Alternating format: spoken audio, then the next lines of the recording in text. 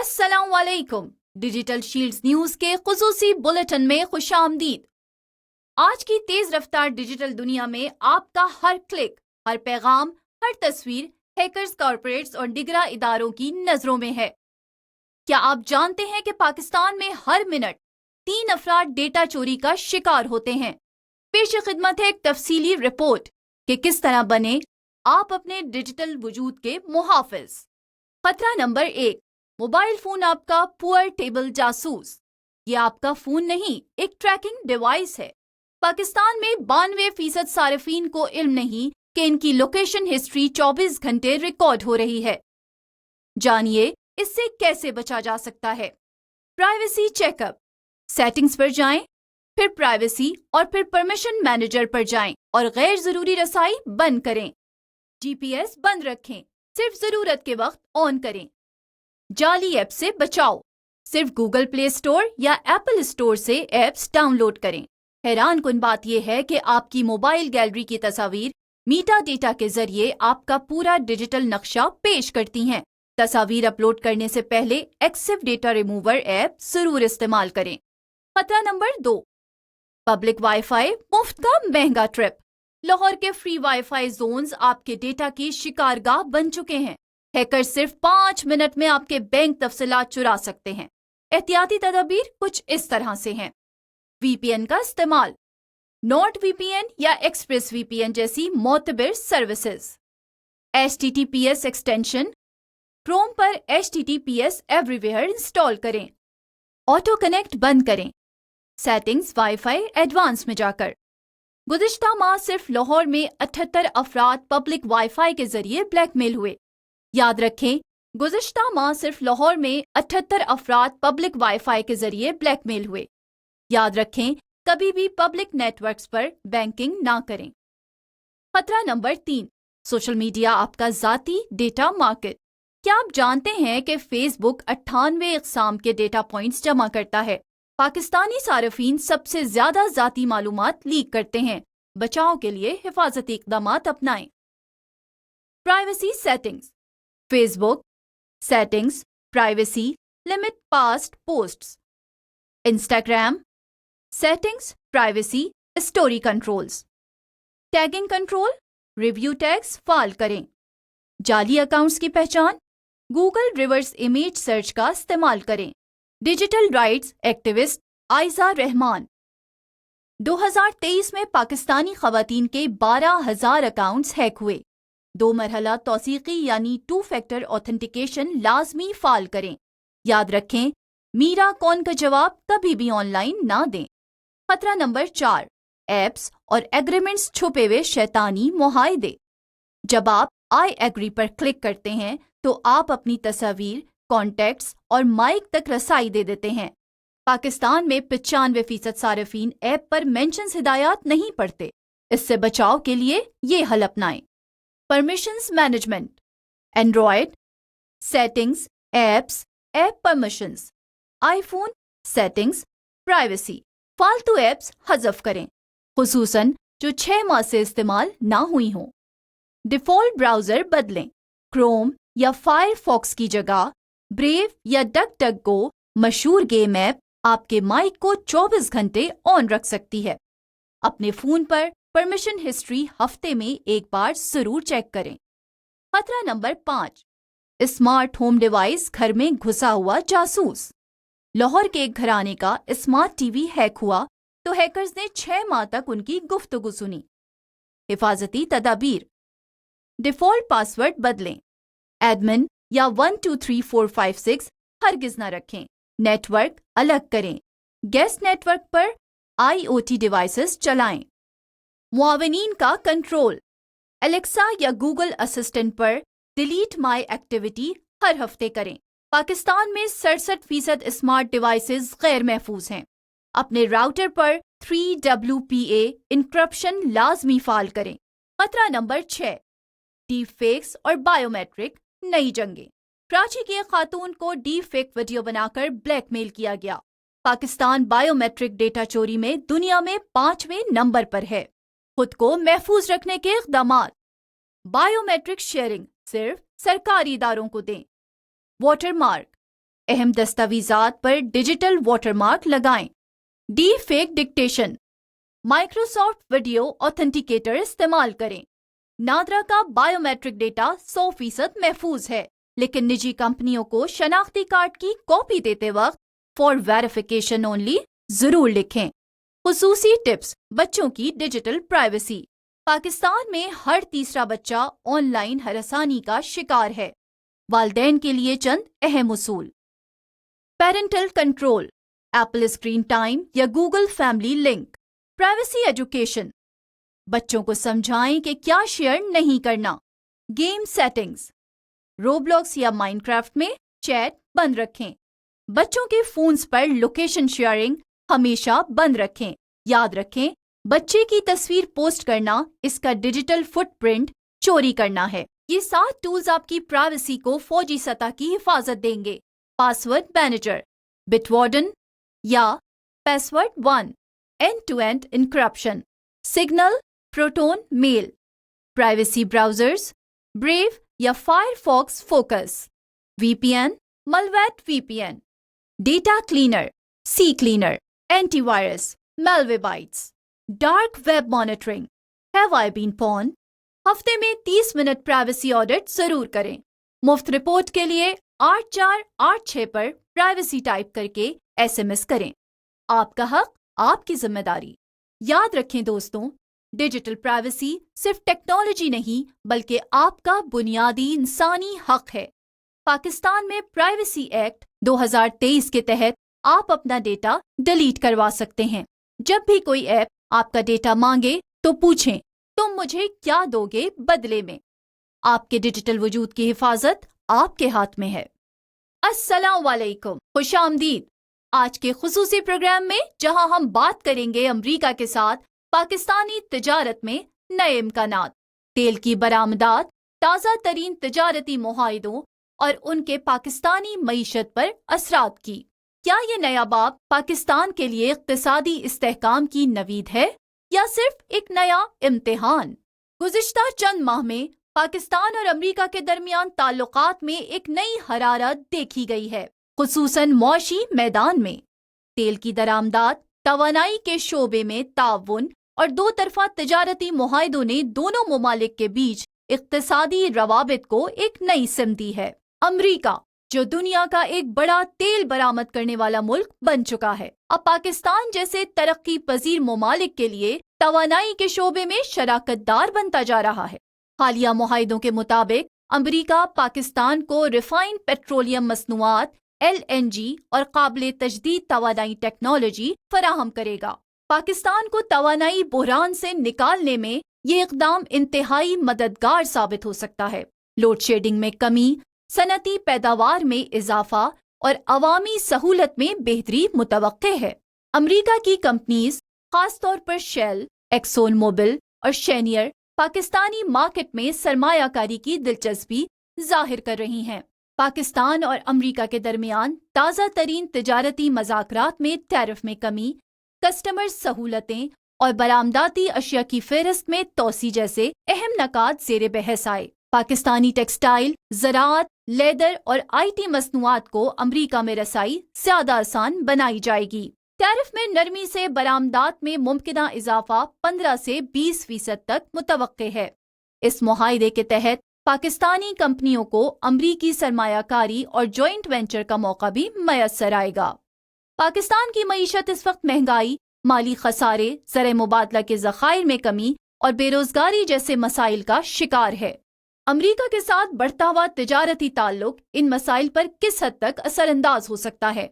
तवानाई की दरामद में नरमी से सनती लागत में कमी हो सकती है। बरामदात में इजाफा ज़र मुबादला के ज़खायर को मुस्तहकम कर सकता है। टेक्नोलॉजी मुंतकली से मुकामी सनत को जदीद बनाने में मदद मिलेगी। ये शराकतदारी सिर्फ तेल और तिजारत तक महदूद नहीं, अमरीका पाकिस्तान में नई सनतें मुतारिफ कराने पर भी गौर कर रहा है, जिनमें शामिल हैं green energy sector, solar, wind, biofuel, IT and software development, food processing. ये सनतें पाकिस्तान में हजारों नई मुलाजमतों का जरिया बन सकती हैं, खासतौर पर तालीम याफ्ता नौजवानों के लिए। لیکن ہر موقع کے ساتھ چیلنجز بھی آتے ہیں۔ پاکستان کی معیشت اس وقت مہنگائی، مالی خسارے، زرع مبادلہ کے ذخائر میں کمی اور بے روزگاری جیسے مسائل کا شکار ہے۔ امریکہ کے ساتھ بڑھتا ہوا تجارتی تعلق ان مسائل پر کس حد تک اثر انداز ہو سکتا ہے؟ توانائی کی درآمد میں نرمی سے صنعتی لاگت میں کمی ہو سکتی ہے۔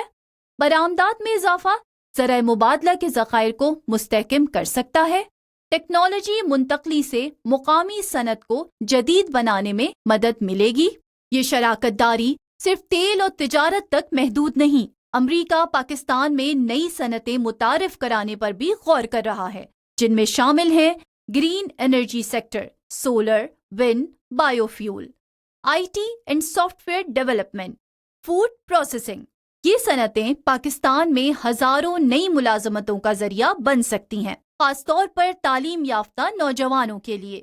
لیکن ہر موقع کے ساتھ چیلنجز بھی آتے ہیں۔ پاکستان کو اگر واقعی اس شراکت سے فائدہ اٹھانا ہے تو اسے کچھ بنیادی مسائل پر فوری توجہ دینی ہوگی۔ کرپشن، بیوروکریسی اور ٹیکس سسٹم کی پیچیدگیاں، توانائی کے انفراسٹرکچر میں بہتری، قانونی اور عدالتی نظام کی سست روی، ڈالر کے مقابلے روپے کی غیر یقینی صورتحال۔ یہ چیلنجز غیر ملکی سرمایہ کاروں کے لیے رکاوٹ بن سکتے ہیں اور حکومت کو فوری اصلاحات کی ضرورت ہے۔ ماہرین کے مطابق امریکہ کا یہ معاشی تعاون صرف تجارت تک محدود نہیں، بلکہ ایک بڑی اسٹریٹجک حکمت عملی کا حصہ بھی ہے۔ چین کے بیلٹ اینڈ روڈ منصوبے کے مقابلے میں جنوبی ایشیا میں اپنا اثر و رسوخ بڑھانا، بھارت کی اجارہ داری کو متوازن بنانا، افغانستان کی صورتحال میں پاکستان کی اہمیت کو پیش نظر رکھنا، یہ تمام پہلو اس تعاون کو محض کاروبار کا معاملہ نہیں بلکہ علاقائی سیاست کا اہم ستون بناتے ہیں۔ اس معاہدے پر پاکستانی سیاسی حلقوں اور عوامی سطح پر مختلف رد عمل دیکھنے کو ملے۔ حکومت نے اسے پاکستان کی کامیاب معاشی سفارتکاری قرار دیا۔ حزب اختلاف نے سوال اٹھایا کہ کیا یہ معاہدے شفاف تھے؟ عوام کی رائے ملی جلی ہے۔ کچھ اسے خوشائند سمجھتے ہیں، کچھ مہنگائی میں کمی کے فوری ثمرات دیکھنا چاہتے ہیں۔ یہ بات طے ہے کہ امریکہ کے ساتھ بڑھتا ہوا معاشی تعاون پاکستان کے لیے ایک بڑا موقع ہے، لیکن یہ موقع صرف اسی صورت میں فائدہ مند ہو سکتا ہے جب ہم بروقت اصلاحات کریں، پالیسیوں میں تسلسل رکھیں اور عالمی معیشت میں اپنی ساکھ بہتر بنائیں۔ وقت آ گیا ہے کہ پاکستان ماضی کے تجربات سے سیکھے اور اس نئے معاشی سفر کو کامیابی کی طرف لے جائے۔ پاکستان کو اگر واقعی اس شراکت سے فائدہ اٹھانا ہے تو اسے کچھ بنیادی مسائل پر فوری توجہ دینی ہوگی۔ کرپشن، بیوروکریسی اور ٹیکس سسٹم کی پیچیدگیاں، توانائی کے انفراسٹرکچر میں بہتری، قانونی اور عدالتی نظام کی سست روی، ڈالر کے مقابلے روپے کی غیر یقینی صورتحال۔ یہ چیلنجز غیر ملکی سرمایہ کاروں کے لیے رکاوٹ بن سکتے ہیں اور حکومت کو فوری اصلاحات کی ضرورت ہے۔ ماہرین کے مطابق امریکہ کا یہ معاشی تعاون صرف تجارت تک محدود نہیں بلکہ ایک بڑی اسٹریٹجک حکمت عملی کا حصہ بھی ہے۔ چین کے بیلٹ اینڈ روڈ منصوبے کے مقابلے میں جنوبی ایشیا میں اپنا اثر و رسوخ بڑھانا، بھارت کی اجارہ داری کو متوازن بنانا، افغانستان کی صورتحال میں پاکستان کی اہمیت کو پیش نظر رکھنا، یہ تمام پہلو اس تعاون کو محض کاروبار کا معاملہ نہیں بلکہ علاقائی سیاست کا اہم ستون بناتے ہیں۔ اس معاہدے پر پاکستانی سیاسی حلقوں اور عوامی سطح پر مختلف رد عمل دیکھنے کو ملے۔ حکومت نے اسے پاکستان کی کامیاب معاشی سفارتکاری قرار دیا۔ حزب اختلاف نے سوال اٹھایا کہ کیا یہ معاہدے شفاف تھے؟ عوام کی رائے ملی جلی ہے۔ کچھ اسے خوشائند سمجھتے ہیں، کچھ مہنگائی میں کمی کے فوری ثمرات دیکھنا چاہتے ہیں۔ یہ بات طے ہے کہ امریکہ کے ساتھ بڑھتا ہوا معاشی تعاون پاکستان کے لیے ایک بڑا موقع ہے، لیکن یہ موقع صرف اسی صورت میں فائدہ مند ہو سکتا ہے جب ہم بروقت اصلاحات کریں، پالیسیوں میں تسلسل رکھیں اور عالمی معیشت میں اپنی ساکھ بہتر بنائیں۔ وقت آ گیا ہے کہ پاکستان ماضی کے تجربات سے سیکھے اور اس نئے معاشی سفر کو کامیابی کی طرف لے جائے۔ صحت کے شعبے کا بحران، ادویات کی قلت اور مہنگائی۔ آج کی خصوصی رپورٹ میں ہم پاکستان میں صحت کے شعبے کو درپیش سنگین بحران پر گفتگو کریں گے۔ سرکاری اسپتالوں کی ابتر حالت، ڈاکٹرز کی مسلسل ہڑتالیں، ادویات کی قلت اور مہنگائی جیسے مسائل لاکھوں پاکستانیوں کی صحت کو خطرے میں ڈال رہے ہیں۔ سب سے پہلے سرکاری اسپتالوں کی صورتحال پر ایک نظر۔ بیشتر سرکاری اسپتالوں میں بجلی، پانی اور صفائی کا نظام بری طرح متاثر ہے۔ کراچی کے اسپتالوں میں شدید گرمی اور لوڈ شیڈنگ کے باعث مریضوں کو 40 ڈگری سینٹی گریڈ سے زائد درجہ حرارت میں علاج کرانا پڑ رہا ہے۔ ایک ہی بستر پر 2 مریضوں کے لیٹنے سے انفیکشن کے کیسز میں 30% اضافہ دیکھنے میں آیا ہے۔ سندھ کے اسپتالوں میں ICU کے بستروں کی شدید قلت ہے، جس کے باعث 3 بچوں سمیت کئی مریضوں کی حالت تشویشناک ہے۔ جناح اسپتال کے ڈاکٹر عرفان کہتے ہیں، ہمارے پاس وسائل نہیں ہیں کہ ہر مریض کو الگ بستر مہیا کر سکیں۔ انفیکشن کنٹرول محض ایک نعرہ بن چکا ہے۔ ڈاکٹرز تنخواہوں میں اضافے، محفوظ کام کے ماحول اور بنیادی سہولیات کی فراہمی کے مطالبات پر ہڑتال پر ہیں۔ لاہور اور اسلام آباد کے بڑے اسپتالوں میں OPDs بند ہیں، جس کے باعث ہزاروں مریض علاج سے محروم ہیں۔ گزشتہ 6 ماہ میں ڈاکٹرز کی 12 ہڑتالیں ہوئیں، جن سے 2 لاکھ سے زائد مریض متاثر ہوئے۔ نجی اسپتالوں میں علاج کی لاگت میں 25% تک اضافہ ہو چکا ہے۔ معمولی سرجری جیسے اپینڈکس نکالنے کے اخراجات 1.5 لاکھ روپے تک پہنچ گئے ہیں۔ نجی اسپتال ادویات کی قلت کا سامنا کر رہے ہیں، لیکن سرکاری اسپتالوں کے مقابلے میں انہیں ترجیحی بنیادوں پر ادویات فراہم کی جا رہی ہیں۔ وجہ، فارما کمپنیاں منافع کے پیش نظر نجی شعبے کو ترجیح دیتی ہیں۔ فارما انڈسٹری کے نمائندے کا کہنا ہے کہ سرکاری اسپتال و ادویات کی قیمتیں بروقت ادا نہیں کرتے، اسی لیے ہماری ترجیح نجی اسپتال ہوتے ہیں۔ جون 2025 میں پاکستان کی دواسازی برآمدات 34% سے بڑھ کر $457 ملین تک پہنچ گئیں، لیکن مقامی مارکیٹ میں ادویات کی دستیابی مزید کم ہو گئی۔ افغانستان، فلپائن اور عراق کو بڑھتی ہوئی برآمدات کے باعث ملک کی ضروریات نظر انداز ہو رہی ہیں۔ اعداد و شمار: دل، شوگر اور بلڈ پریشر کی ادویات کی قلت سب سے زیادہ ہے۔ پاکستان کی معیشت اس وقت مہنگائی، مالی خسارے، زرع مبادلہ کے ذخائر میں کمی اور بے روزگاری جیسے مسائل کا شکار ہے۔ امریکہ کے ساتھ بڑھتا ہوا تجارتی تعلق ان مسائل پر کس حد تک اثر انداز ہو سکتا ہے؟ توانائی کی درآمد میں نرمی سے صنعتی لاگت میں کمی ہو سکتی ہے۔ برآمدات میں اضافہ زرع مبادلہ کے ذخائر کو مستحکم کر سکتا ہے۔ ٹیکنالوجی منتقلی سے مقامی صنعت کو جدید بنانے میں مدد ملے گی۔ یہ شراکت داری صرف تیل اور تجارت تک محدود نہیں، امریکہ پاکستان میں نئی صنعتیں متعارف کرانے پر بھی غور کر رہا ہے، جن میں شامل ہیں green energy sector, solar, wind, biofuel, IT and software development, food processing. یہ صنعتیں پاکستان میں ہزاروں نئی ملازمتوں کا ذریعہ بن سکتی ہیں، خاص طور پر تعلیم یافتہ نوجوانوں کے لیے، لیکن ہر موقع کے ساتھ چیلنجز بھی آتے ہیں۔ پاکستان کو اگر واقعی اس شراکت سے فائدہ اٹھانا ہے تو اسے کچھ بنیادی مسائل پر فوری توجہ دینی ہوگی۔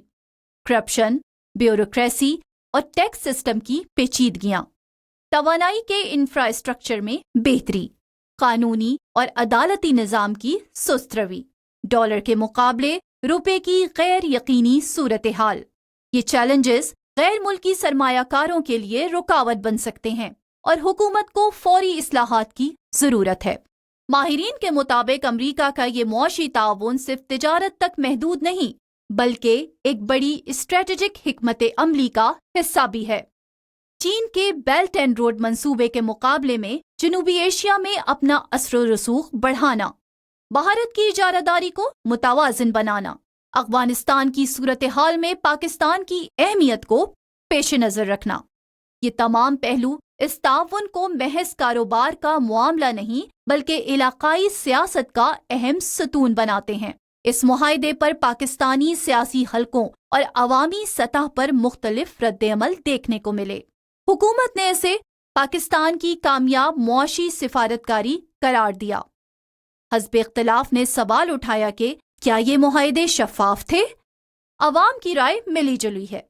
کچھ اسے خوشائند سمجھتے ہیں، کچھ مہنگائی میں کمی کے فوری ثمرات دیکھنا چاہتے ہیں۔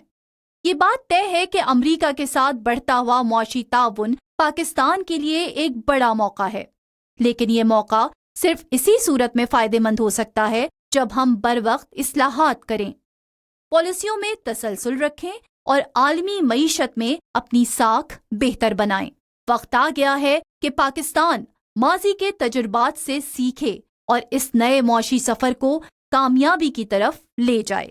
50% اسپتال ان ادویات کی فراہمی سے متاثر ہیں۔ ہفتہ وار مہنگائی کی شرح میں 4.07% اضافہ ریکارڈ کیا گیا۔ سب سے زیادہ مہنگائی تازہ دودھ 0.16%، خشک دودھ 0.29% اور ٹماٹر 22.93% میں دیکھی گئی۔ مریضوں کے لیے متوازن خوراک خریدنا دن بدن مشکل ہوتا جا رہا ہے۔ 17,732 روپے ماہانہ آمدن رکھنے والے گھرانوں پر مہنگائی کا بوجھ 317.34 پوائنٹس، 44,175 روپے سے زائد آمدن والے گھرانوں کے لیے یہ شرح 328.92 پوائنٹس۔ وفاقی ملازمین کی تنخواہوں میں 10% اضافہ اور ڈسپیرٹی الاؤنس کا اعلان تو کیا گیا، لیکن اسپتالوں کے لیے مختص بجٹ میں کوئی خاطر خواہ اضافہ نہیں کیا گیا۔ ترجمان وزارت صحت کا کہنا ہے کہ ہم ادویات کی درآمد کے لیے نئی پالیسیاں تیار کر رہے ہیں، لیکن ان پر عمل درآمد میں کچھ وقت لگے گا۔ صحت کا بحران صرف وسائل کی کمی کا نتیجہ نہیں، بلکہ ترجیحات کے غلط تعین کا بھی شاخسانہ ہے۔ جب تک سرکاری اسپتالوں کو جدید سہولیات، ڈاکٹرز کو تحفظ اور عوام کو سستی ادویات مہیا نہیں کی جاتی، یہ بحران مزید گہرا ہوتا جائے گا۔ حکومت کو چاہیے کہ فوری طور پر اسپتالوں کے بنیادی ڈھانچے کے لیے ہنگامی فنڈز جاری کیے جائیں، فارما کمپنیوں کو مقامی ضروریات پوری کرنے کا پابند بنایا جائے، ڈاکٹرز کے جائز مطالبات پر سنجیدگی سے غور کیا جائے۔ عالمی فارماسیوٹیکل مارکیٹ 2030 تک $1.5 ٹریلین تک پہنچنے کا امکان ہے۔ عالمی فارماسیوٹیکل مارکیٹ 2030 تک $1.5 ٹریلین تک پہنچنے کا امکان ہے۔ پاکستان اس موقع سے فائدہ اٹھا سکتا ہے، بشرطیے کہ صحت کے شعبے کو قومی ترجیح بنایا جائے۔ اداکارہ کی موت۔ آج ہم آپ کو 2 معروف پاکستانی اداکاراؤں کے البناک واقعے کی مکمل اور مستند خبر پیش کریں گے۔ اداکارہ حمیرہ اصغر اور عائشہ خان، ابتدا سے لے کر تفتیش کے موجودہ مراحل تک۔ اکتوبر 1983 کو لاہور میں پیدا ہونے والی حمیرہ نے ماڈلنگ 2014 میں شروع کی، بعد میں تھیٹر، ڈرامے، فلموں تک کا سفر جیسے جلیبی 2015 اور تماشا گھر 2022۔ حمیرہ اصغر کے انسٹاگرام پر لاکھوں فالوورز تھے۔ آخری انسٹاگرام پوسٹ 30 ستمبر 2024 اور آخری فون کال تقریباً 8 اکتوبر 2024 تک ہوئی۔ بعد میں وہ پراسرار طور پر لاپتہ رہیں۔ فلیٹ میں پولیس انٹری سے ان کی لاش انتہائی خراب حالت میں ملی۔ جناح پوسٹ گریجویٹ میڈیکل سینٹر میں پوسٹ مارٹم ہوا۔ موت کا سبب طے کرنا مشکل تھا۔ ڈیجیٹل شواہد اور فون ڈیٹا سے معلوم ہوتا ہے کہ موت غالباً 7 یا 8 اکتوبر 2024 کو ہوئی۔ پولیس نے موبائل فونز، لیپ ٹاپ، مالی ریکارڈز برآمد کیے۔ پولیس فون چیٹ لاگز اور بینک ٹرانزیکشنز کا جائزہ لے رہی ہے۔ عدالت میں شہری شاہزیب سہیل کی جانب سے دائر کردہ پٹیشن میں موت کو قتل کے زمرے میں شامل کرنے کی درخواست کی گئی، جس پر عدالت نے پولیس کو شواہد مکمل کرنے کا حکم دیا۔ انسٹاگرام پر فنکاروں اور مداحوں کی بڑی تعداد نے تعزیت کی۔ اس سانحے نے پاکستان میں ذہنی صحت، تنہائی اور فنکاروں کے سماجی کنیکشن پر نئی بحث چھیڑ دی۔ پولیس کے شواہد جمع کرنے اور عدالت کی ہدایت کے تحت کیس آگے بڑھ رہا ہے۔ عائشہ خان، تنہائی میں انتہا کا صدمہ۔ عائشہ خان جنوری 1941 میں پیدا ہوئیں۔ 1960 کی دہائی میں ریڈیو پاکستان سے فنی سفر کا آغاز کیا۔ انہوں نے پاکستان ٹیلی ویژن کے ڈراموں افشاں، عروسہ اور فیملی 93 وغیرہ میں اہم کردار ادا کیے۔ وہ معروف اداکارہ خالدہ ریاست کی بڑی بہن تھیں اور ان کا کیریئر تقریباً 4 دہائیوں پر محیط تھا۔ جون 2025 میں کراچی کے علاقے گلشن اقبال بلاک 7 میں رہائش پذیر اداکارہ عائشہ خان کی موت واقع ہوئی۔ شدید بدبو کے باعث پڑوسیوں کی اطلاع پر پولیس فلیٹ کا دروازہ توڑ کر اندر داخل ہوئی۔ پولیس نے ابتدائی طور پر اسے قدرتی موت قرار دیا۔ ممکنہ طور پر غسل خانہ سے نکلتے ہوئے گر کر موت واقع ہوئی۔ پوسٹ مارٹم تاخیر سے ہوا کیونکہ پولیس قانونی ورثہ کے انتظار میں تھی۔ موت کی تاریخ متعین نہیں کی گئی مگر جسم بہت خراب حالت میں ملا۔ تقریباً 1 ہفتے پہلے موت واقع ہوئی تھی۔ اس سانحے کی وجہ سے پاکستان میں فنکاروں کے تنہائی میں رہائش اختیار کرنے اور معاشرتی بے حسی کی گفتگو میں اضافہ ہوا۔ تنہا رہنے والے فنکاروں کی لاپرواہی پر تبادلہ خیال بڑھا۔ فنکاروں اور مداحوں نے عائشہ خان کو خراج عقیدت پیش کیا اور ادبی حلقوں نے انہیں ایک خاموش وراثت قرار دیا۔ حمیرہ اصغر کیس میں پولیس قتل کی گہری تفتیش کر رہی ہے۔ عدالت نے پولیس کو پورے شواہد جمع کرنے کا حکم دیا ہے۔ عائشہ خان کیس میں تاحال موت کی صورتحال میں کوئی مشکوک زاویہ سامنے نہیں آیا، تاہم پوسٹ مارٹم ہونے کے بعد نتیجہ سامنے آ سکتا ہے۔ جیسے ہی کیسز میں کوئی نئی پیش رفت سامنے آئے گی ہم آپ کو اپڈیٹ کریں گے۔ شکریہ۔ پاک بھارت جنگ، پاکستان اور بھارت کے درمیان جنگ۔ پہلگام دہشت گرد حملے کے بعد 10 روز بحران اور پھر غیر یقینی خاموشی۔ اس کشیدگی کی جڑ 22 اپریل 2025 کا وہ دہشت گردانہ حملہ ہے جس میں پہلگام کشمیر میں 26 سیاح ہلاک ہوئے، جسے ہندوستان نے تحریک مزاحمت فرنٹ کو پاکستان نواز دہشت گرد تنظیم قرار دیا۔ اس واقعے کے بعد بھارت نے پاکستان پر دہشت گردی میں مبینہ معاونت کا الزام لگایا۔ پاکستان نے ان الزامات کو سختی سے مسترد کیا۔ یہ معلومات ایک دیرینہ دشمنی کی بنیاد بن گئی جس کا آغاز تقسیم ہند 1947 سے ہوا اور کشمیر کا تنازع ہمیشہ اس کی بنیاد رہا ہے۔ 24 اپریل سے LOC پر چھوٹے پیمانے کی جھڑپیں شروع ہوئیں جس میں دونوں ممالک کے فوجی اہلکار اور سویلین ہلاک ہوئے۔ 7 مئی کو بھارت نے آپریشن سندور کے نام سے پاکستان کے سرکاری دعوے کے مطابق دہشت گرد ٹھکانوں پر اسی روز میزائل حملے کیے۔ بھارت کا دعویٰ تھا کہ یہ حملے لشکر طیبہ اور جیش محمد کے ٹھکانوں پر کیے گئے، تاہم پاکستانی حکام نے کہا کہ یہ حملے شہری علاقوں، مساجد اور دیہی علاقوں میں ہوئے جن میں 31 بے گناہ شہری ہلاک اور سینکڑوں گھر تباہ ہوئے۔ پاکستان کی فوج نے بھارت کے کئی لڑاکا جہاز مار گرائے۔ اس دوران شدید گولہ باری سے 16 شہری ہلاک، 34 زخمی ہوئے، 31 اسکول تباہ ہوئے اور ایک سکھ عبادت گاہ بھی تباہ ہوئی جسے شدید فوجی اسٹرائک قرار دیا گیا۔ 5 دن بعد یعنی 10 مئی 2025 کو بھارت اور پاکستان نے امریکہ کے ثالثی کردار اور دباؤ کے نتیجے میں باضابطہ جنگ بندی کا اعلان کیا۔ کچھ عالمی رہنماؤں جیسے وزیر خارجہ مارکو روبیو اور نائب صدر JD وینس نے مختلف فریقین کو مشاورت کے ذریعے حل تلاش کرنے کی کال کی۔ جنگ بندی کے دنوں تک متعدد رپورٹس آئیں کہ محدود خطرناک واقعات ابھی بھی کشمیر میں رونما ہو رہے ہیں۔ کچھ اطلاعات نے شک ظاہر کیا کہ مشرقی کشمیر میں دھماکوں کی آوازیں بھی سنائی دیں۔ وزیر اعظم نریندر مودی نے عوام سے مخاطب ہو کر کہا کہ بھارت نے 100 سے زائد دہشت گردوں کو ہلاک کیا اور کہا ہے کہ اب پاکستان کے اقدامات پر سخت نگرانی ہوگی۔ انہوں نے اعلان کیا کہ کسی بھی مذاکرات کا محور صرف دہشت گردی اور جموں کشمیر کا تنازع ہوگا۔ وزیر داخلہ امت شاہ نے پارلیمان میں بتایا کہ 3 پاکستانی نژاد عسکریت پسند ہلاک کر دیے گئے ہیں جنہیں پہلگام حملے میں شامل قرار دیا گیا۔ گولیوں کے نمونے اور پاکستانی شناختی کارڈز کے ثبوت کے حوالے سے یہ دعویٰ کیا گیا کہ وہ لشکر طیبہ سے منسلک تھے۔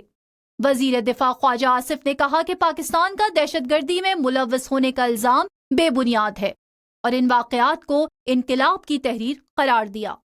وزیر اعظم شہباز شریف نے فوجی حوصلہ افزائی کی اور قوم کو امن و استحکام کی یقین دہانی کروائی۔ جبکہ دعویٰ کیا کہ پاکستان نے دشمن کے حملوں کا مؤثر دفاع کیا۔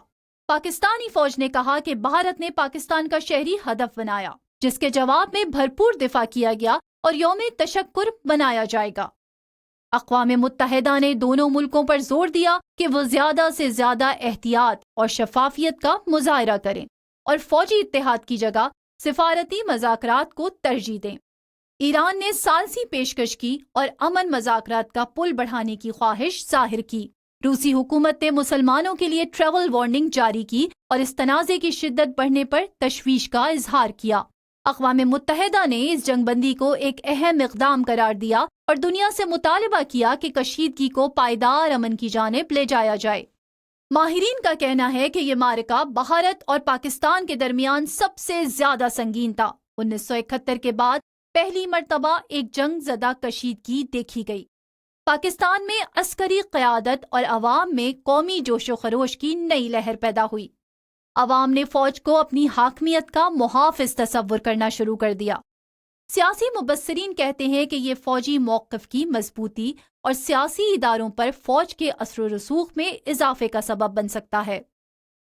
دونوں ممالک نے دفاعی بجٹ میں اضافہ کیا۔ پاکستان نے 2025-26 بجٹ میں دفاعی اخراجات میں 20% اضافہ کیا، جبکہ بھارت نے خود اس اثنا میں تقریباً 9.5% اضافہ کیا۔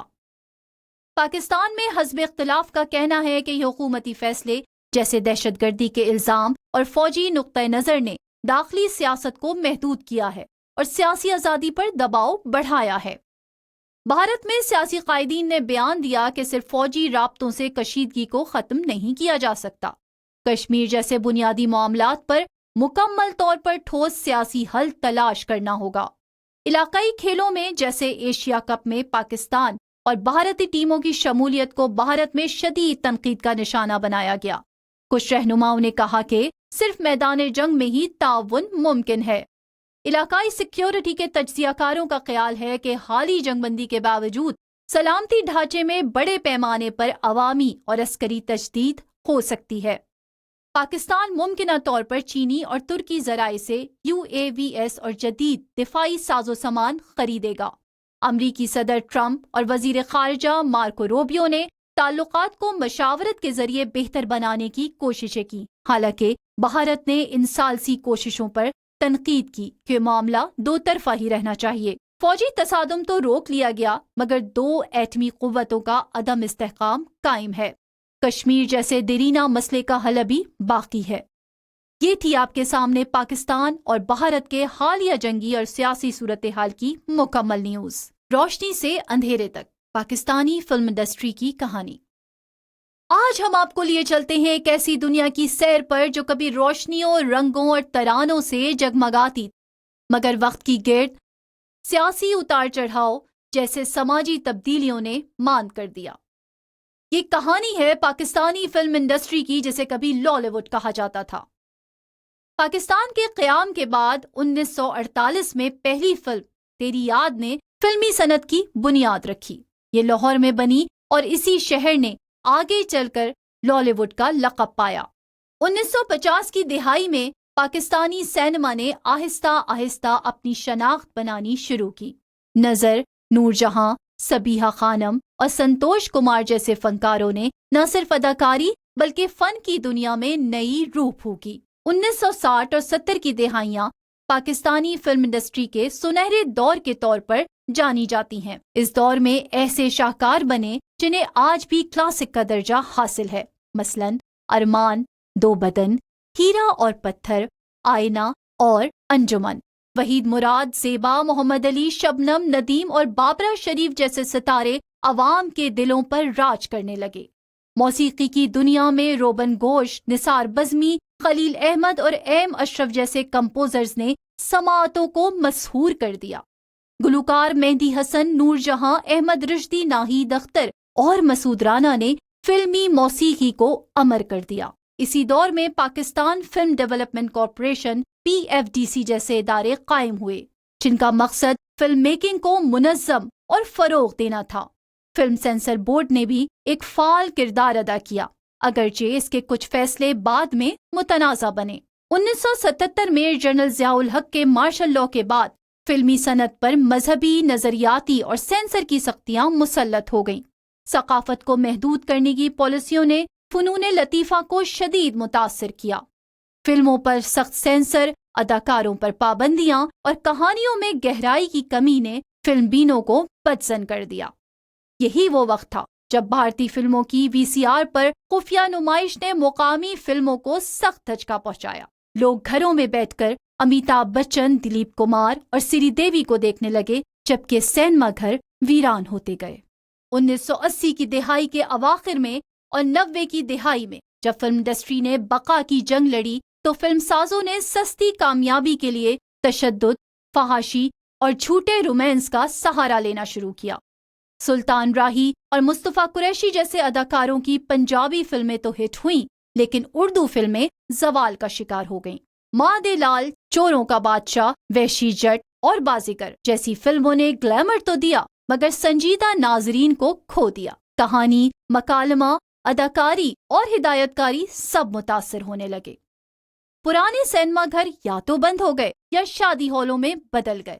ना कोई जदीद प्रोजेक्शन सिस्टम था, ना आरामदेह नशिस्तें और ना ही फैमिली के लिए साजगार माहौल। इंटरनेट और केबल के फैलाव ने फिल्म देखने का अंदाज बदल दिया, मगर पाकिस्तानी फिल्म इंडस्ट्री इस डिजिटल इनकलाब का हिस्सा ना बन सकी। 2007 के बाद हालात बदलने लगे। खुदा के लिए जैसी फिल्म ने नई राहें खोली। शोएब मंसूर, बिलाल लाशारी, सरमद खोसट और आसिम रजा जैसे हिदायतकार मैदान में आए। बोल, वॉर, मैं हूँ शाहिद आफरीदी, होमन जहां और परवाज है जुनून जैसी फिल्मों ने नौजवान नस्ल को सिनेमा की तरफ दोबारा रागिब किया। इस दौर में ऐसे शाहकार बने जिन्हें आज भी क्लासिक का दर्जा हासिल है, मसलन अरमान, दो बदन, हीरा और पत्थर, आईना और अंजुमन। वहीद मुराद, ज़ेबा, मोहम्मद अली, शबनम, नदीम और बाबरा शरीफ जैसे सितारे अवाम के दिलों पर राज करने लगे। मौसीकी की दुनिया में रोबन गोश, निसार बज़मी, खलील अहमद और एम अशरफ जैसे कंपोजर्स ने समाअतों को मशहूर कर दिया। गुलकार मेहदी हसन, नूर जहां, अहमद रुश्दी, नाहीद अख्तर और मसूद राना ने फिल्मी मौसीकी को अमर कर दिया। इसी दौर में Pakistan film development corporation PFDC जैसे इदारे कायम हुए, जिनका मकसद फिल्म मेकिंग को मुनज़्ज़म और फरोग देना था। फिल्म सेंसर बोर्ड ने भी एक फाल किरदार अदा किया, अगरचे इसके कुछ फैसले बाद में मुतनाज़ा बने। 1977 में जनरल ज़ियाउल हक के मार्शल लॉ के बाद फिल्मी सनत पर मजहबी, नजरियाती और सेंसर की सख्तियां मुसल्लत हो गईं। सकाफत को महदूद करने की पॉलिसियों ने फनून लतीफ़ा को शदीद मुतासिर किया। फिल्मों पर सख्त सेंसर, अदाकारों पर पाबंदियां और कहानियों में गहराई की कमी ने फिल्म बीनों को बदसन कर दिया। यही वो वक्त था जब भारतीय फिल्मों की वीसीआर पर खुफिया नुमाइश ने मुकामी फिल्मों को सख्त धचका पहुंचाया। लोग घरों में बैठकर अमिताभ बच्चन, दिलीप कुमार और श्रीदेवी को देखने लगे, जबकि सिनेमा घर वीरान होते गए। 1980 की दिहाई के अवाखिर में और 90 की दिहाई में जब फिल्म इंडस्ट्री ने बका की जंग लड़ी, तो फिल्मसाजों ने सस्ती कामयाबी के लिए तशद्दुद, फहाशी और झूठे रोमांस का सहारा लेना शुरू किया। सुल्तान राही और मुस्तफा कुरैशी जैसे अदाकारों की पंजाबी फिल्में तो हिट हुईं, लेकिन उर्दू फिल्में जवाल का शिकार हो गईं। मादे लाल, चोरों का बादशाह, वहशी जट और बाजीगर जैसी फिल्मों ने ग्लैमर तो दिया, मगर संजीदा नाजरीन को खो दिया। कहानी, मकालमा, अदाकारी और हिदायतकारी सब मुतासिर होने लगे। पुराने सिनेमा घर या तो बंद हो गए या शादी हॉलों में बदल गए। ना कोई जदीद प्रोजेक्शन सिस्टम था, ना आरामदेह नशिस्तें और ना ही फैमिली के लिए साजगार माहौल। इंटरनेट और केबल के फैलाव ने फिल्म देखने का अंदाज बदल दिया, मगर पाकिस्तानी फिल्म इंडस्ट्री इस डिजिटल इनकलाब का हिस्सा ना बन सकी। 2007 के बाद हालात बदलने लगे। खुदा के लिए जैसी फिल्म ने नई राहें खोली। शोएब मंसूर, बिलाल लाशारी, सरमद खोसट और आसिम रजा जैसे हिदायतकार मैदान में आए। बोल, वॉर, मैं हूँ शाहिद आफरीदी, होमन जहां और परवाज है जुनून जैसी फिल्मों ने नौजवान नस्ल को सिनेमा की तरफ दोबारा रागिब किया। डिजिटल टेक्नोलॉजी ने प्रोडक्शन के मेयार को बेहतर किया और सिनेमा घरों की जदीद बहाली ने खानदानी तफरीह को मुमकिन बनाया। सिनेप्लेक्स, न्यूप्लेक्स और एट्रियम जैसे मल्टीप्लेक्स ने कराची, लाहौर और इस्लामाबाद में एक नई फिल्मी सकाफत को जन्म दिया। अगरचे फिल्में बनने लगीं, मगर इनकी तादाद और मेयार अब भी आलमी या भारतीय सिनेमा से पीछे है। कहानी निगारी, स्क्रिप्ट राइटिंग और फिक्री गहराई की कमी आज भी पाकिस्तानी फिल्मों का मसला है। हुकूमती सरपरस्ती, सरमायाकारी और फिल्मी तालीम का फुकदान भी इंडस्ट्री को सुस्त रवि का शिकार रखे हुए है। इसके अलावा कुछ मखसूस हलकों की तरफ से सिनेमा पर मजहबी और समाजी दबाव ने कई फिल्मों की नुमाइश रोकी, जैसे कि जिंदगी तमाशा। ऐसे तनाज़ात ने इजहार राय की आज़ादी पर सवालात खड़े किए। 2020 में आलमी वबा ने न सिर्फ आलमी सिनेमा को बल्कि पाकिस्तानी फिल्म इंडस्ट्री को भी शदीद नुकसान पहुंचाया। दर्जनों फिल्में रिलीज ना हो सकीं, सिनेमा घर बंद हो गए और प्रोडक्शंस मुअत्तल हो गईं। कई नए फिल्मसाज और प्रोड्यूसर्स बददिल होकर मैदान छोड़ गए। आज का नया दौर OTT प्लेटफॉर्म्स का है। नेटफ्लिक्स, उर्दू फ्लेक्स, तमाशा और दीगर डिजिटल प्लेटफॉर्म्स पर पाकिस्तानी फिल्मसाजों को नई जगह मिली है। जॉयलैंड, कामिल, चुड़ैल्स और किस्मत जैसे प्रोजेक्ट्स ने आलमी सतह पर पजीराई हासिल की। नौजवान फिल्मसाजों, खवातीन डायरेक्टर्स और नए लिखारियों की आमद ने एक नई उम्मीद जगाई है, मगर अभी भी बहुत कुछ करना बाकी है। फिल्मी तालीमी इदारों को फाल बनाना, सिनेमा घरों को जदीद बनाना, कहानी और स्क्रिप्ट राइटिंग पर तवज्जो देना और सरकारी सतह पर फिल्म फंड्स और सब्सिडी फराहम करना, ये तमाम इक़दामात ज़रूरी हैं। साथ ही फिल्मी सनत में ख़वातीन, अक़लियतों और नई नस्ल को मुनासिब नुमाइंदगी देना वक्त की ज़रूरत है। पाकिस्तानी फिल्म इंडस्ट्री एक ऐसी किताब की मानद है जिसके कुछ सफ़ात रोशन, कुछ धुंधले और कुछ स्याह हैं। लेकिन अगर हम चाहें तो इस कहानी को नया मोड़ दिया जा सकता है। ज़रूरत है विजन, ईमानदारी और तख्लीकी अज़्म की। आप देख रहे थे रोशनी से अंधेरे तक, पाकिस्तानी फिल्म इंडस्ट्री की एक दास्तान, एक तज्ज़िया, एक हकीकत। पाकिस्तान की सियासी सूरत हाल। अस्सलाम वालेकुम, खुशामदीद। आज की नशरियात में हम पाकिस्तान की मौजूदा सियासी सूरत हाल, असेंबली कार्रवाइयों और अहम बयानात का जामे जायजा पेश करेंगे। पाकिस्तान की आबादी में शरह नमू जनूबी एशिया में सबसे ज्यादा 2.4% हो चुकी है, जहां हर खातून औसतन 3 से जायद बच्चों को जन्म दे रही है। माहिरीन के मुताबिक इसकी बुनियादी वजह नाक़िस मनसूबाबंदी, गैर मौसर पॉलिसियां और सियासी अज़म का फुकदान है। वफाकी वज़ीर सेहत सैयद मुस्तफ़ा कमाल का कहना है कि मौजूदा निज़ाम मुकम्मल तौर पर नाकाम हो चुका है। सिर्फ 25% ख़वातीन माने हमल सहूलियात तक रसाई रखती हैं, जबकि 17% ख्वाहिश के बावजूद इनसे महरूम हैं।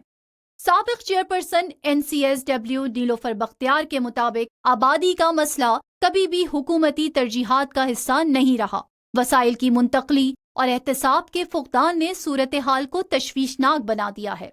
असेंबली ने 4 नए यूनिवर्सिटी बिल्स मंजूर किए, जिनमें again university, Asian university for research और गुजरांवाला यूनिवर्सिटी ऑफ टेक्नोलॉजी शामिल हैं। इनका मकसद तालीमी इंफ्रास्ट्रक्चर को कुछ बेहतर बनाना है। जिला मंडी बहाउद्दीन 20 लाख आबादी के बावजूद मेडिकल कॉलेज के फुकदान पर तशवीश। असेंबली ने सरकारी मेडिकल कॉलेज कायम करने का मुतालबा किया। जिला साहिवाल, हड़प्पा कस्बे को तहसील हेडक्वार्टर का दर्जा देने की करारदाद मंजूर। अदबी खराज, पंजाबी शायर तजम्मुल कलीम के नाम पर स्कूल मंसूब करने की सिफारिश।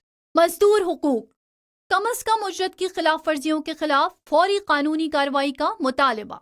वजीर खारजा इसहाक डार ने वाज़ेह किया कि भारत की जानिब से पानी बंद करने या इसके रुख मोड़ने की कोशिश को ऐलान जंग तस्वुर किया जाएगा। दोनों ममालिक के दरमियान सीज फायर जारी है, लेकिन मुतज़ाद बयानात के सबब पाकिस्तान अलर्ट है। जेनेवा में अक़वाम मुत्तहिदा की कॉन्फ्रेंस में पाकिस्तानी सफ़ीर बिलाल अहमद ने खबरदार किया कि भारत का न्यू नॉर्मल रवैया, जिसके तहत वो कश्मीर में हमलों की जिम्मेदारी पाकिस्तान पर आयद करता है, खित्ते के अमन के लिए संगीन खतरा है। इसहाक डार ने दो टोक आवाज में कहा, पाकिस्तान का इसराइल को तस्लीम करने का कोई मंसूबा नहीं है। उन्होंने गजा में इंसानी हुकूक की खिलाफ वर्जियों की मजम्मत करते हुए फौरी जंगबंदी का मुतालबा किया। बिलावल भुट्टो ने अमरीका के दौरे के दौरान दहशतगर्दी के खिलाफ پاکستان کے اقدامات کو سچ پر مبنی قرار دیا۔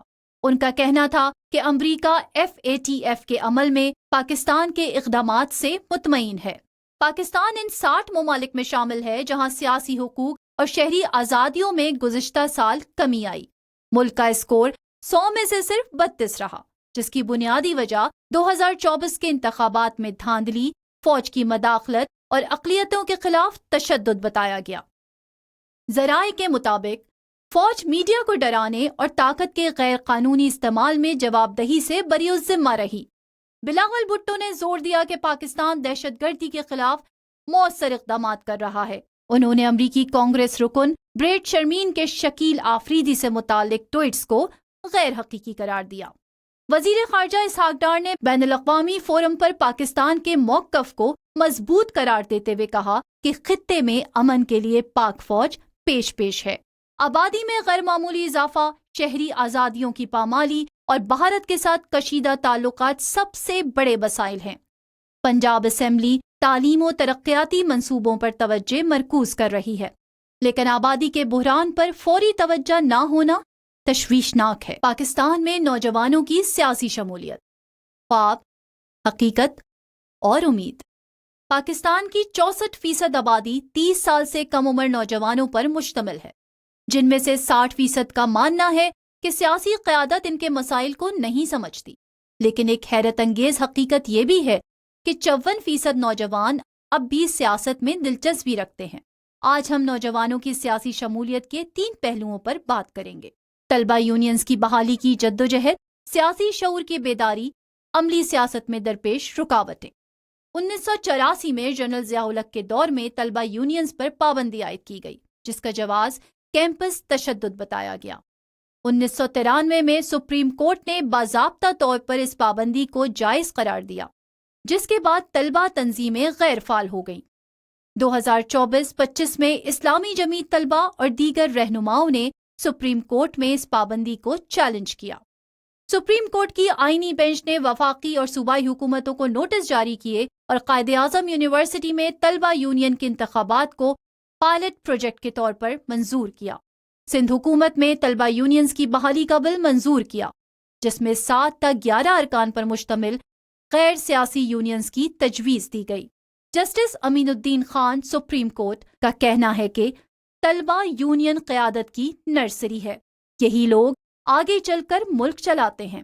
سینئر صحافی افتخار احمد کا کہنا ہے کہ سیاسی جماعتوں کے پاس نوجوانوں، مزدوروں یا کسانوں کے لیے کوئی پروگرام موجود نہیں۔ سیاسی شعور سے مراد سیاسیات کے بنیادی اصولوں کی سمجھ بوجھ ہے، نہ کہ صرف جذباتی نعروں پر عمل۔ اس میں ریاستی اداروں، جمہوری اقدار اور شہری حقوق کی معرفت شامل ہوتی ہے۔ 29% نوجوان سیاسی ٹاک شوز دیکھتے ہیں، 26% سوشل میڈیا پر سیاسی مباحثوں میں حصہ لیتے ہیں، صرف 19% نوجوان اخبارات یا کالمز پڑھتے ہیں۔ شہری بامقابلہ دیہی نوجوان۔ دیہی نوجوانوں میں 62% کا خیال ہے کہ قیادت ان کے مسائل نہیں سمجھتی، جبکہ شہری نوجوانوں میں یہ شرح 55% ہے۔ صنفی فرق: 63% خواتین سیاسی قیادت سے مایوس ہیں، جبکہ مردوں میں یہ شرح 97% ہے۔ خورشید ندیم تجزیہ کار کا کہنا ہے کہ سیاسی شعور دماغ کی سرگرمی ہے، دل کی نہیں۔ جذباتی مہمات فسطائیت کو جنم دیتی ہیں۔ 2018 کے انتخابات میں 30 سال سے کم عمر افراد کی پارلیمان میں نمائندگی صرف 6% تھی۔ سیاسی جماعتیں نوجوانوں کو محض ہجوم اکٹھا کرنے یا سوشل میڈیا مہمات تک محدود رکھتی ہیں۔ قومی اسمبلی کی نشست کے لیے انتخابی اخراجات کا اوسط تخمینہ 1 یا 3 کروڑ روپے ہے، جو عام نوجوان کی پہنچ سے باہر ہے۔ صرف سیاسی خاندانوں کے نوجوان ہی ٹکٹ حاصل کر پاتے ہیں۔ سندھ حکومت نے نوجوانوں کے لیے اسکالرشپس، انٹرنشپس اور یوتھ امپاورمنٹ اسکیمیں متعارف کروائیں۔ بلاول بھٹو زرداری کی قیادت میں نوجوانوں کو مرکزی سیاسی دھارے میں لانے کی کوششیں جاری ہیں۔ 2024 کے انتخابات میں 18 سے 35 سال کے ووٹرز کی تعداد میں 90 لاکھ کا اضافہ ہوا، جو کل ووٹرز کا 46% ہے۔ نوجوان اب روٹی، کپڑا، مکان جیسے روایتی نعروں سے آگے بڑھ کر شفاف نظام، میرٹ اور احتساب کا مطالبہ کر رہے ہیں۔ سیاسی جماعتیں نوجوانوں کو انتخابی ٹکٹ دیں، یوتھ ونگز کو فعال بنائیں۔ نوجوان جذباتیت سے نکل کر عملی سیاست میں قدم رکھیں، ووٹ کی اہمیت کو سمجھیں، تعلیمی اداروں کے لیے سیاسی تعلیم کو نصاب میں شامل کریں۔ نیلسن منڈیلا کا قول ہے کہ سسٹم کو برا کہنے سے نہیں بدلا جا سکتا، اس کا حصہ بن کر ہی تبدیلی آتی ہے۔ نوجوان پاکستان کی وہ توانائی ہیں جو اس ملک کو نئی سمت دے سکتے ہیں۔ شرط صرف یہ ہے کہ انہیں محض ووٹر نہ سمجھا جائے بلکہ حکمرانی میں بھی شریک کیا جائے۔ کھیل اور پاکستان میں کھیل قومی یکجہتی کی علامت رہے ہیں، مگر آج کرکٹ، ہاکی، فٹ بال اور سنوکر جیسے کھیل انتظامی بحران، فنڈز کی کمی اور کھلاڑیوں کے ساتھ ناانصافی کے باعث زوال کا شکار ہیں۔ آج کی خصوصی رپورٹ میں ہم جانیں گے کہ کیوں پاکستان کا قومی کھیل ہاکی عالمی سطح پر اپنی شناخت کھو چکا ہے، کیوں فٹ بال فیڈریشن کو فیفا کی جانب سے معطل کیا گیا، اور کیوں سنوکر کے عالمی چیمپئنز کو پروفیشنل کیریئر ترک کرنا پڑا۔ پاکستانی کرکٹ 1992 اور 2009 کے عالمی ٹائٹل جیتنے کے باوجود مسلسل بحران کا شکار رہی۔ 2009 میں لاہور پر دہشت گردانہ حملے کے بعد بین الاقوامی ٹیموں کے دورے معطل ہوئے، جس سے کرکٹ کو شدید معاشی نقصان پہنچا۔ پی سی بی میں سیاسی مداخلت، کپتانوں کی بار بار تبدیلی اور نوجوان ٹیلنٹ کو سپورٹ نہ ملنے کے باعث ٹیم عالمی درجہ بندی میں 7ویں پوزیشن تک گر گئی۔ پاکستانی کرکٹ کی تاریخ میں انتظامیہ کی نااہلی نے کرکٹ کو قومی امیدوں پر پورا نہیں اترنے دیا۔ پاکستان نے ہاکی میں 3 اولمپک گولڈ میڈل اور 4 عالمی کپ جیتے، مگر 1994 کے بعد سے ٹیم مسلسل زوال پذیر ہے۔ کھلاڑیوں کو مستقل نوکریاں نہ ملنا، جس کے باعث نوجوان ہاکی کو خیرباد کہہ رہے ہیں۔ فیڈریشن میں کرسی کی جنگ میں 2 متوازی فیڈریشن قائم ہیں، جس کے باعث تربیتی کیمپ اور بین الاقوامی ایونٹس منسوخ ہو چکے ہیں۔ جدید تربیت کا فقدان۔ سابق اولمپئن سمیع اللہ کا کہنا ہے، ہاکی کے اصول بدل چکے ہیں، لیکن ہمارے کوچز اور ریفریز جدید ٹیکنیک سے ناواقف ہیں۔ فیفا نے 2023 میں پی ایف ایف کی رکنیت معطل کی کیونکہ فیڈریشن ہیڈ کوارٹر پر غیر قانونی قبضہ کر لیا گیا تھا۔ نتیجتاً پاکستانی ٹیمیں عالمی مقابلوں سے محروم رہیں۔ حاجرہ خان کے مطابق ہم 2014 کے بعد پہلی بار ایشین کوالیفائر کھیلنے والے تھے، مگر پابندی نے سب خواب چھین لیے، بے پناہ ٹیلنٹ ضائع ہو گیا۔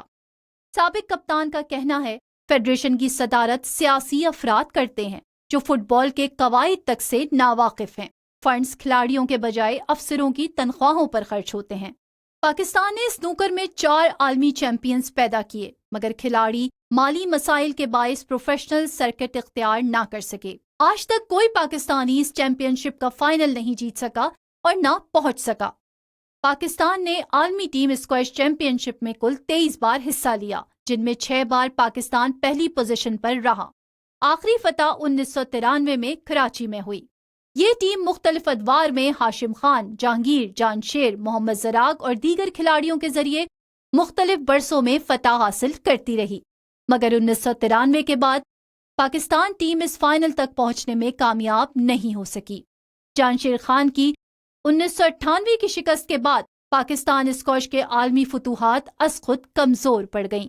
محمد آصف، ورلڈ امیچر چیمپئن کو حکومت کی جانب سے 1 کروڑ روپے کا وعدہ پورا نہ کیا گیا۔ حمزہ اکبر واحد پروفیشنل کھلاڑی تھے، لیکن انگلینڈ میں ٹریننگ کے اخراجات 1000 پاؤنڈ رجسٹریشن فیس برداشت نہ کر سکنے کے باعث کیریئر ختم ہو گیا۔ جامع بنوری کے فتوے کے مطابق سنوکر کلبز میں جوئے اور اخلاقی بگاڑ کے باعث یہ کمائی حرام ہے۔ کھیلوں کے لیے مختص فنڈز میں 40% کمی کی گئی، جس کے باعث کوچنگ سینٹرز اور اکیڈمیز بند ہو گئیں۔ کراچی میں فیفا کے فنڈ سے بننے والا گول پروجیکٹ اب کھنڈرات کا منظر پیش کر رہا ہے۔ قومی فٹ بال ٹیم کے رکن یونس خان نے انکشاف کیا، کیمپ میں کھلاڑیوں کو روزانہ صرف ایک دودھ کا ڈبہ دیا جاتا تھا، ہم اسے بیچ کر ملک شیک خریدتے تھے۔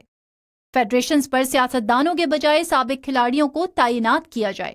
عالمی اداروں فیفا IOC کی نگرانی میں فنڈز کو کھلاڑیوں کی تربیت پر خرچ کیا جائے۔ اسکولوں میں اسپورٹس اکیڈمیز قائم کی جائیں اور نجی شعبے کو اسپانسرشپ کی جانب راغب کیا جائے۔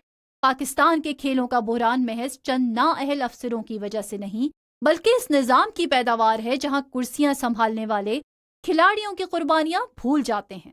جب تک اسپورٹس کو قومی ترجیح نہیں بنایا جاتا، ہاکی کی طرح کرکٹ اور فٹ بال بھی تاریخ بن جائیں گے۔ پاکستان کی اسکواش فتح، آغاز سے غروب تاباں تک۔ آج کی خصوصی نشریات میں ہم لے کر آئے ہیں پاکستان کی اسکواش میں کامیابی کی مکمل داستان۔ اس کھیل میں جس نے ہماری قومی شناخت کو عالمی سطح پر جگمگایا، ایک ایسا سفر جو آغاز سے لے کر موجودہ حالات تک ہمیں روشنی اور سائے دونوں کی جھلک دکھاتا ہے۔ 1950 کی دہائی میں پاکستانی اسکواش کی بنیاد ہاشم خان نے ڈالی، جب 1991 میں برٹش اوپن چیمپئن شپ جیت کر انہوں نے 6 سال کے دورانیے میں 7 بار یہ ٹائٹل اپنے نام کیا۔ اس فتح نے پاکستان کو اس کھیل کا عالمی مرکز بنا دیا۔ ان کے بعد روشن خان نے بھی 1957 میں 1 سال برٹش اوپن کا ٹائٹل جیتا، اور ان کے چھوٹی عمر کے بھائی اعظم خان نے 1959 سے 1962 تک 4 مرتبہ مسلسل فتح حاصل کی۔ یہ پہلا باب تھا جب پاکستانی کھلاڑیوں نے دنیا کو یہ بتا دیا کہ اسکواش میں صرف مہارت نہیں بلکہ کوشش اور جذبہ بھی شاندار فتح کا ذریعہ ہے۔ 1963 میں محمد محب اللہ نے فخر کے ساتھ ورلڈ اور برٹش اوپنز میں شاندار کارکردگی کا مظاہرہ کیا۔ اس کے بعد انہوں نے جن نئے کھلاڑیوں کو تربیت دی ان میں جانشیر خان بھی شامل تھے۔ 1975 میں قمر زمان نے انڈسٹریل میدان میں چھلانگ لگاتے ہوئے برٹش اوپن جیتا۔ آسٹریلیا کے گیف ہنٹ کو چاکو چوبند مقابلے میں شکست دے کر ایک اہم مقام حاصل کیا۔ وہ اس وقت عالمی نمبر 1 بھی قرار پائے۔ یہ مرحلہ پاکستان کے لیے ایک مضبوط بنیاد تھا جس نے مستقبل کے عظیم کھلاڑیوں کو جنم دیا۔ 1980 کی شروعات میں جن کھلاڑیوں نے اسکواش کی دنیا میں اپنی حکمرانی قائم کی، ان کا سب سے بڑا نام تھا جہانگیر خان۔ انہوں نے 1981 میں ورلڈ اوپن پہلی بار جیتا اور اگلی کئی دہائیاں پاکستان کے لیے بے مثال شہرت لے کر آئیں۔ 1981 سے 1986 تک مسلسل 555 میچ جیت کر شاندار ریکارڈ قائم کیا۔ Gains book of world records میں دنیا کی سب سے طویل غیر شکستہ سیریز کے طور پر درج ہے۔ ان کی غیر معمولی فٹنس اور حکمت عملی نے پاکستان کو اسکواش میں ایک نیا عہد دیا۔ جہانگیر خان کے بعد جانشیر خان نے میدان میں قدم رکھا اور 1988 سے 1992 تک ورلڈ اوپن میں 8 بار اور برٹش اوپن میں 6 بار فتح حاصل کی، جس نے پاکستان کی عالمی حیثیت کو نہ صرف برقرار رکھا بلکہ نیا فول پروف عروج دیا۔ جانشیر خان کو اسکواش کا سب سے تکنیکی اور ذہین کھلاڑی سمجھا جاتا ہے، جن کی مہارت نے عالمی سطح پر انہیں منفرد مقام دلا دیا۔ ان کی آخری برٹش اوپن فتح 1997 میں ہوئی۔ اگلے سال 16 اپریل 1998 کو وہ فائنل ہارے اور اس شکست کے بعد پاکستان کو برٹش اوپن ٹائٹل سے محرومی کا سامنا کرنا پڑا۔ آج تک کوئی پاکستانی اس چیمپئن شپ کا فائنل نہیں جیت سکا اور نہ پہنچ سکا۔ پاکستان نے عالمی ٹیم اسکواش چیمپئن شپ میں کل 23 بار حصہ لیا، جن میں 6 بار پاکستان پہلی پوزیشن پر رہا۔ آخری فتح 1993 میں کراچی میں ہوئی۔ یہ ٹیم مختلف ادوار میں ہاشم خان، جہانگیر، جانشیر، محمد زراق اور دیگر کھلاڑیوں کے ذریعے مختلف برسوں میں فتح حاصل کرتی رہی، مگر 1993 کے بعد پاکستان ٹیم اس فائنل تک پہنچنے میں کامیاب نہیں ہو سکی۔ جانشیر خان کی 1998 کی شکست کے بعد پاکستان اسکواش کے عالمی فتوحات از خود کمزور پڑ گئیں۔ نہ برٹش اوپن میں ٹائٹل ملا، نہ ورلڈ اوپن میں کوئی پاکستانی فائنل تک پہنچا۔ یہ نصف صدی کا زوال تھا جسے پاکستان اسکواش کی تاریخ نے خود سمیٹ لیا۔ 6 جولائی 2023 کو حمزہ خان نے ورلڈ جونیئر اسکواش چیمپئن شپ جیت کر 37 برس بعد پاکستان کو عالمی جونیئر ٹائٹل دلایا، جو اسکواش میں نئے باب کا آغاز ہو سکتا ہے۔ اسی طرح حالیہ برسوں میں سہیل عدنان کی برٹش جونیئر اوپن میں شاندار کامیابی پاکستان کی پھر سے واپسی کی علامت بنی۔ انہوں نے انڈر 13 کے فائنل میں مصر کے معیز المغازی کو شکست دی اور قوم کو فخر سے بھر دیا۔ قوم اور مواقع دونوں کی نقطہ نظر سے یہ نئے نوجوان پاکستان کے اسکواش ورثے کو نئی زندگی دے سکتے ہیں۔ پاکستان اسکواش کے طلوع و زوال کی داستان سے چند اہم سبق ملتے ہیں۔ اگر اسکواش فٹنس اسپورٹس جیسے عالمی معیار تک پہنچنا ہے تو ملک بھر میں اسکواش اکیڈمیوں کو فعال بنانا ضروری ہے۔ نئے کھلاڑیوں جیسے حمزہ خان، سہیل عدنان کو قومی سطح پر مکمل تربیت، مالی معاونت اور بین الاقوامی تجربہ فراہم کیا جائے۔ محب اللہ خان جیسے کوچز کی رہبری مزید نوجوان کو عالمی سطح پر مقابلے کے قابل بنا سکتی ہے۔ بین الاقوامی چیلنجز، ٹیم سپورٹس اور ایشین و عالمی اداروں کے تعاون سے عالمی واقعات میزبانی کرنا پاکستان کو دوبارہ مرکز نگاہ بنا سکتا ہے۔ یہ تھی پاکستان کی اسکواش کی تاریخ، آغاز میں روشنی، درمیان میں بے مثال عروج، پھر زوال اور آخر میں امید و جدوجہد کی نئی کہانی۔ ہم نے دیکھا کہ کیسے ایک کھیل نے ہمیں عالمی سطح پر روشناس کروایا اور کس طرح ہمیں دوبارہ اپنے خواب زندہ کرنے کی امید دی۔